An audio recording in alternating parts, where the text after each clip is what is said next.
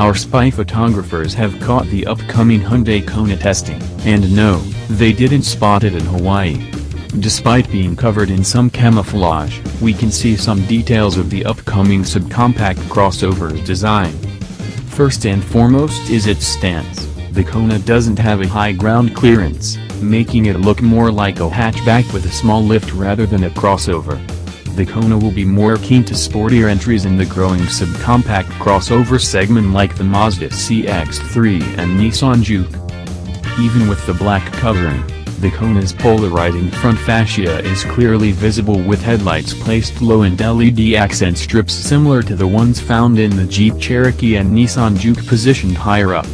Below the headlights, there also appears to be fog lights, but they're positioned below the new cascading grille, which first appeared on the 2018 Elantra GT and will be used on future Hyundai vehicles including the refreshed 2018 Sonata midsize sedan. This prototype's rear end is still covered with camouflage, but it looks a little more conventional compared to the Kona's front end, which will likely be the most polarizing part of the car. Despite the rugged-looking body cladding on the side, the Kona looks like a raised hatchback, and its side profile highlights its subcompact size even more, hinting that it will be significantly smaller than the Tucson.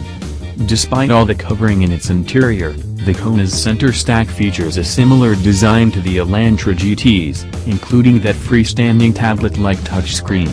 Under the touchscreen are two air vents and HVAC controls, while the steering wheel also appears to be taken straight out of the Elantra GT. It's unclear what will power the Hyundai Kona, but the 147 horsepower 2.0-liter i4 in the Elantra sedan could possibly serve as the base engine paired to a 6-speed automatic gearbox. Hyundai/Kia's 1.6-liter Turbo 4, which comes in multiple flavors, could also find its way into the Kona's engine bay as the optional powertrain and will likely be paired to a 7-speed dual-clutch automatic. Like the Tucson, the Kona could possibly come standard with front-wheel drive and have an all-wheel drive option. However, some subcompact crossovers, like the 2018 Toyota CHR, are only offered in front-wheel drive configuration, so don't be surprised if the Kona arrives without an all-wheel drive option.